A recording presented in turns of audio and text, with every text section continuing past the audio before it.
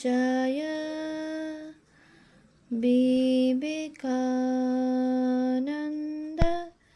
सूरये सच्चित्सुखस्वरूपाय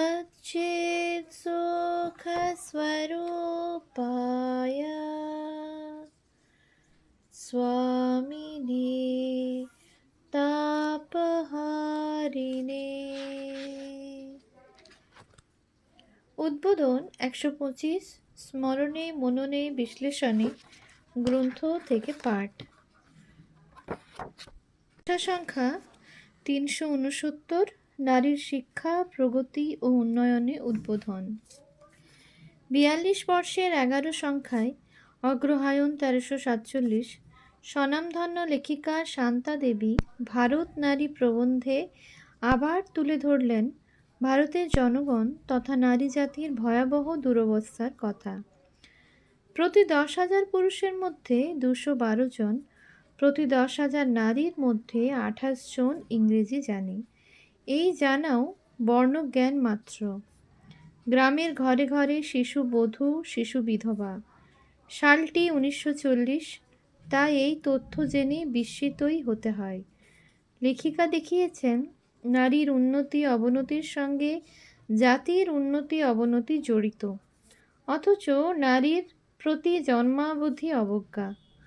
আক্ষেপ করেছেন স্বাধীন দেশে মানুষের শিক্ষা কত দ্রুত অগ্রসর হয়, স্ত্রী জাতির উন্নতি কি দ্রুত বেগে আগাইয়া চলে, জাপান প্রভৃতি নবজাগ্রত দেশ দেখিলে তাহা ভালো করিয়া বোঝা যায়।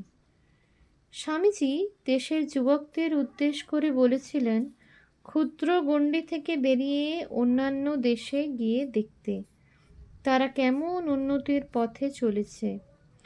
শান্তা দেবী দেখিয়েছেন এই উন্নতি জাপানের ক্ষেত্রে কত শুভঙ্কর হয়েছে।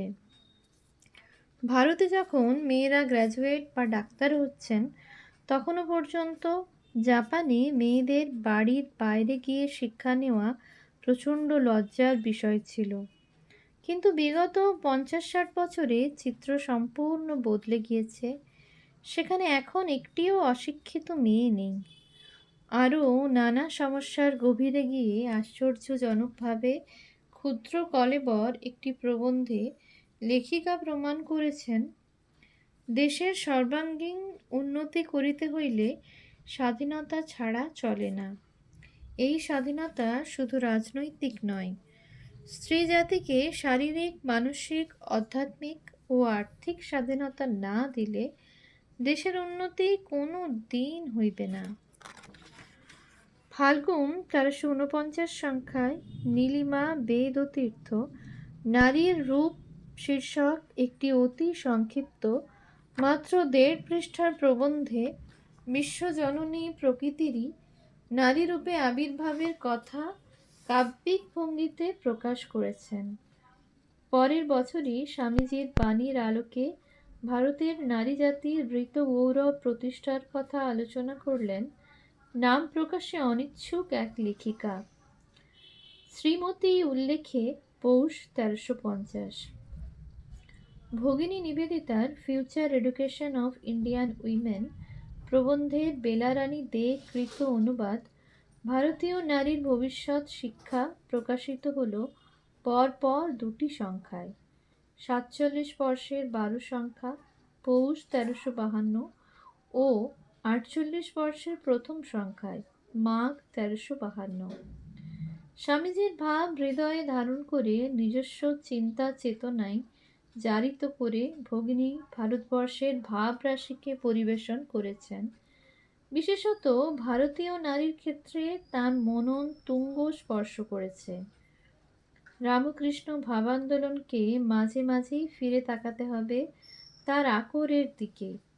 ভগিনীর শিক্ষা সংক্রান্ত প্রবন্ধটির অনুবাদ প্রকাশ করে, হয়তো অনুবাদ করিয়েও সম্পাদক সেই দায়িত্ব পালন করলেন।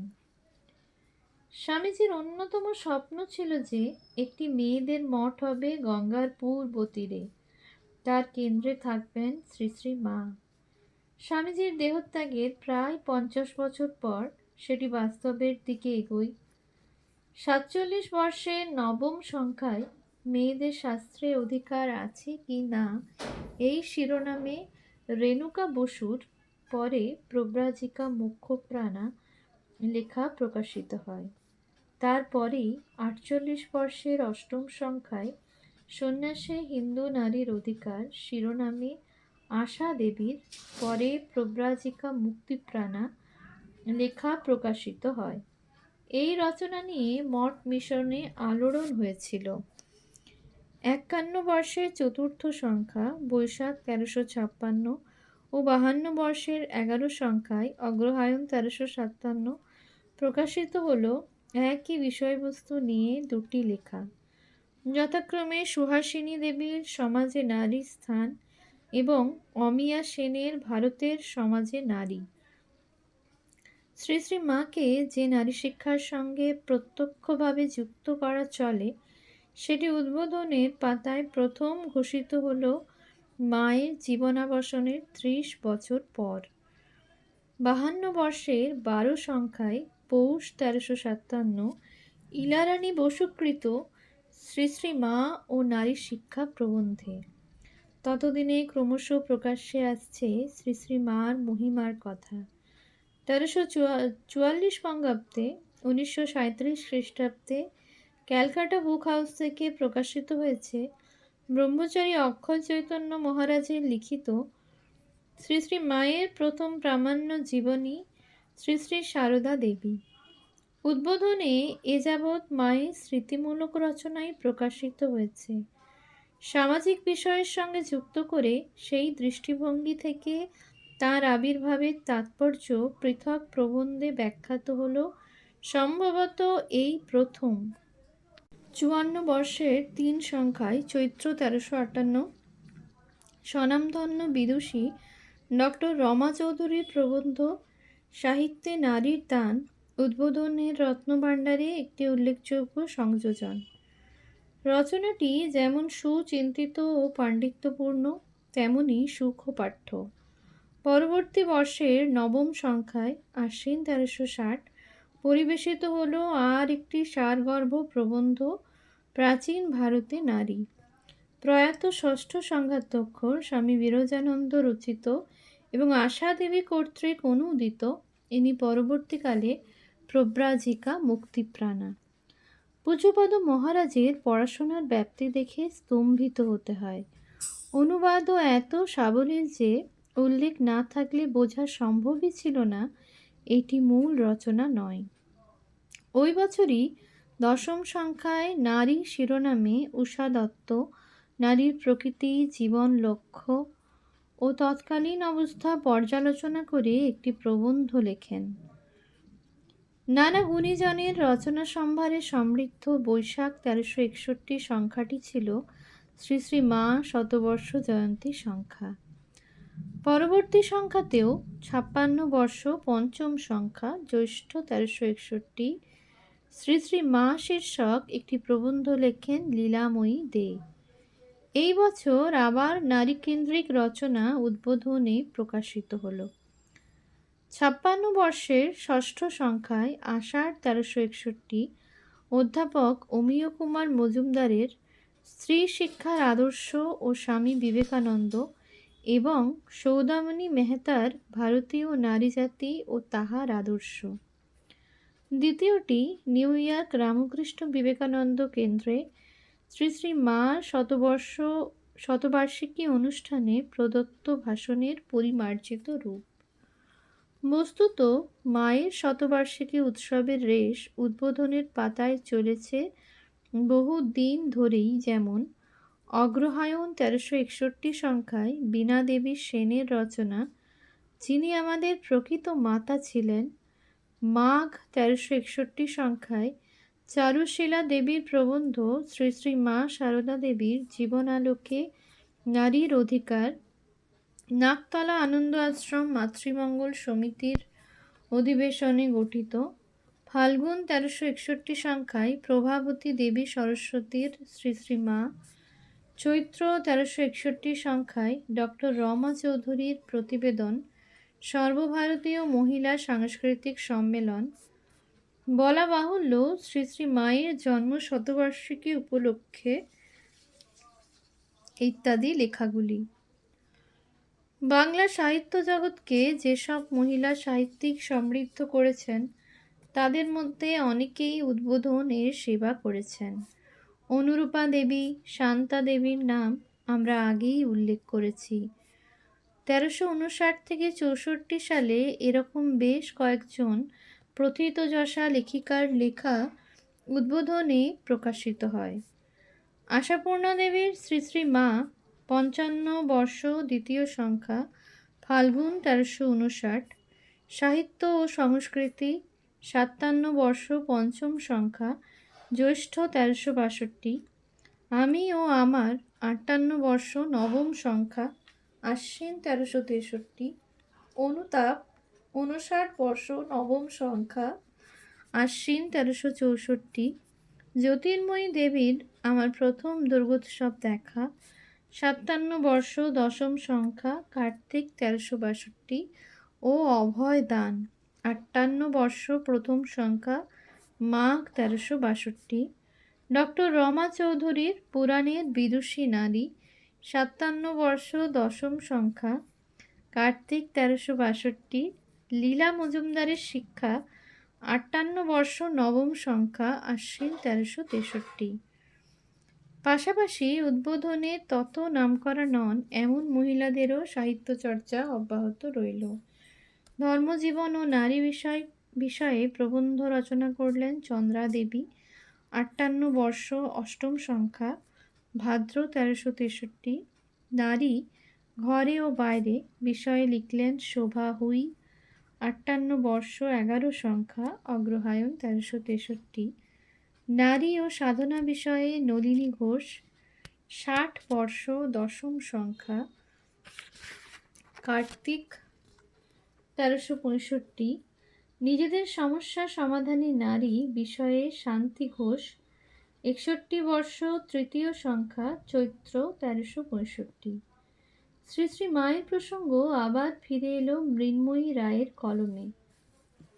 আমাদের মা 61 বর্ষ পঞ্চম সংখ্যা জ্যৈষ্ঠ 1366, 1367 এর শ্রাবণ সংখ্যা থেকে 62 বর্ষ সপ্তম সংখ্যা শুরু হলো প্রব্রাজিকা মুক্তিপ্রাণার ধারাবাহিক রচনা রামায়ণ প্রসঙ্গ, চলল 1372 সাল পর্যন্ত। 62 বর্ষের নবম সংখ্যায় আশ্বিন 1367 বেলা দে শ্রদ্ধা জানালেন ভগিনী Nivedita, Miss Cook, Mrs Carpenter ও অ্যানি ব্যাসান্তকে ভারত সেবায় বিদেশিনী প্রবন্ধে। সংযুক্তা মিত্র রবির আলোকে 3টি নারী চরিত্র প্রবন্ধে আঁকলেন 3টি নারীর আলেখ্য। বুদ্ধ জীবনের পটভূমিকায় রবীন্দ্র কাব্যে 3টি অপরূপ সৃষ্টি বাসব দত্তা, প্রকৃতি ও শ্রীমতী। 63 বর্ষ চতুর্থ সংখ্যা বৈশাখ 1368। শ্রী শ্রী মায়ের জন্মশতবর্ষের মতোই স্বামী বিবেকানন্দের জন্মশতবর্ষেও দেশ বিদেশের প্রতিনিধিদের নিয়ে এক মহিলা সম্মেলন হয়েছিল।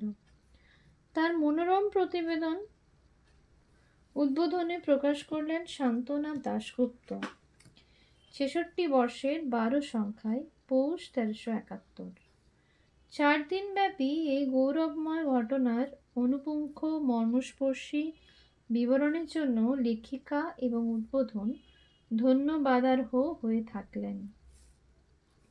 ওই বছরই প্রায় একই বিষয়ে 2টি রচনা উদ্বোধনে প্রকাশিত হয়। বিভা সরকারের স্বামী বিবেকানন্দ ও ভারতীয় নারীত্বের আদর্শ 67 বর্ষ প্রথম সংখ্যা মাঘ 1371,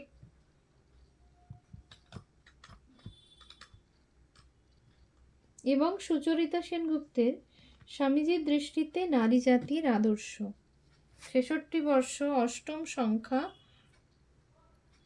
ভাদ্র 1371।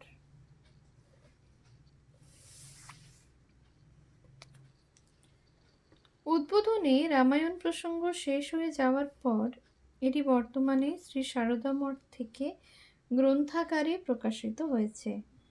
প্রব্রাজিকা মুক্তিপ্রাণার আরও দুটি প্রবন্ধ প্রকাশিত হয়েছিল 67 বর্ষের নবম সংখ্যায়, আশ্বিন 1372, শক্তি উপাসনা এবং 68 বর্ষের নবম সংখ্যায় মহাশক্তির প্রতীক, আশ্বিন 1373।